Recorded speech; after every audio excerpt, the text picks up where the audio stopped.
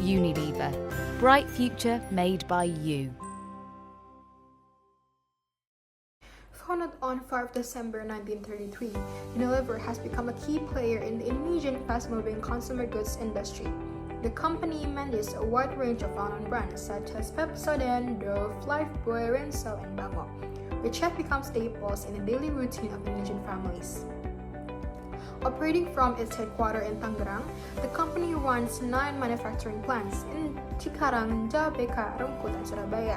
All facilities, along with their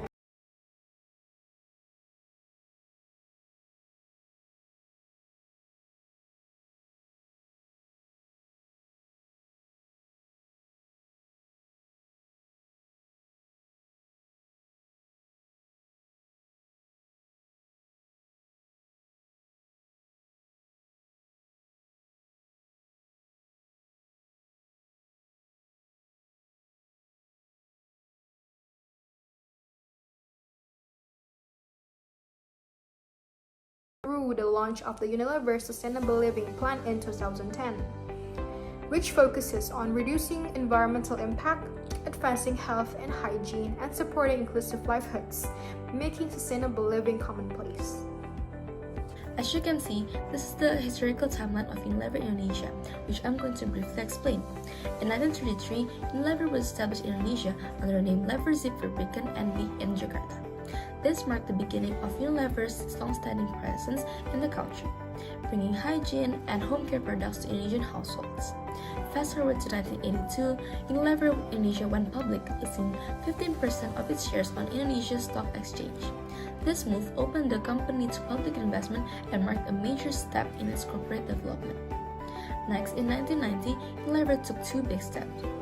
They opened a personal care factory in Rungkut, Surabaya, and entered the tea business by acquiring Sariwangi, which is known for being the biggest tea brand in Indonesia.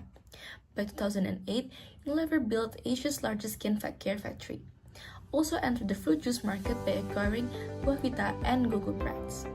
Additionally, this was the year when SAP systems were implemented all across Unilever Indonesia, streamlining operations and improving efficiency. In 2014, Unilever Indonesia launched the Beetle for Indonesia program as part of Lifebuoy's long-term commitment to health and hygiene in Indonesia. Lastly, in 2020, at the height of COVID-19 pandemic, Unilever Indonesia launched the Mari Berbagi Peran campaign. This initiative committed 200 billion to support public health. This helped the country to survive and recover during a time of crisis. To conclude, Unilever Indonesia's journey from a sole factory in 1933 to a market leader in 2020 reflects not only business success but also a deep commitment to Indonesian society. Next, it's TTGV analysis. The bar chart compares Unilever's Indonesia performance in 4 key non-financial areas: trust, transparency, growth, and value between the year 2024 and a projection for 2025. Each category is scored out of 10 and reflects the company brand health and long-term strategic positioning.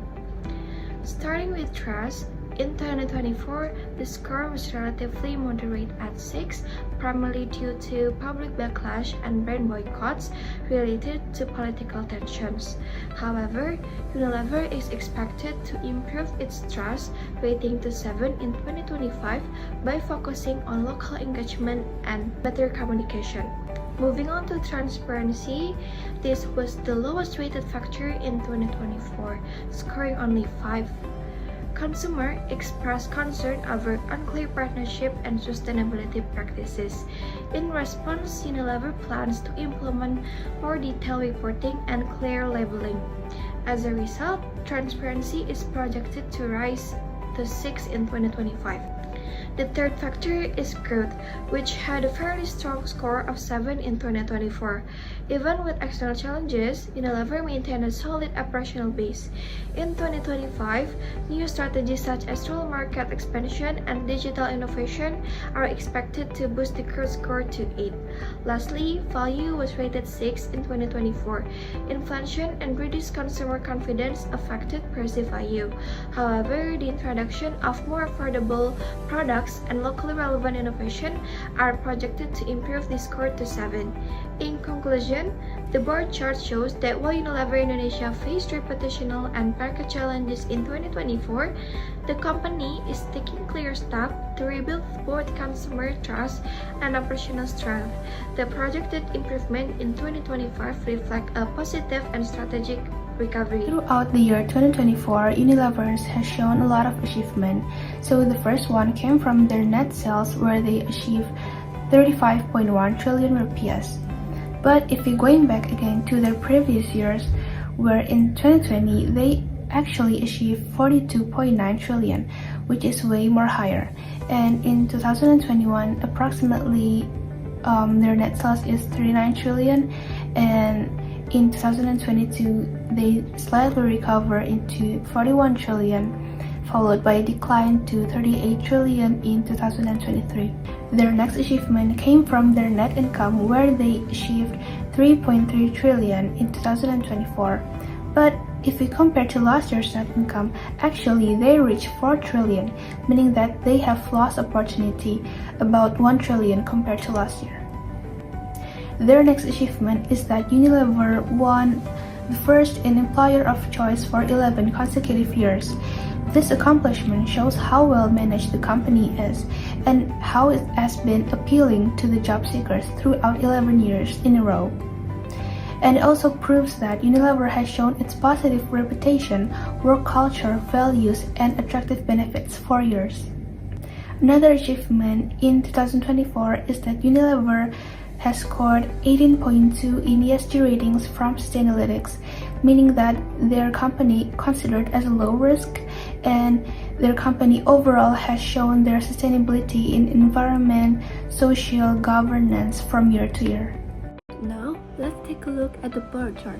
It shows the comparison of the assets, liabilities, and equity of PT Unilever Indonesia between the year 2023 and 2024.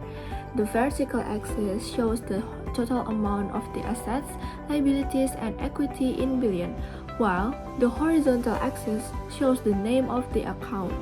Clearly, we can see that the assets and the equity slightly decreased in the year 2024. However, the liabilities in 2024 had a small increase compared to the previous year.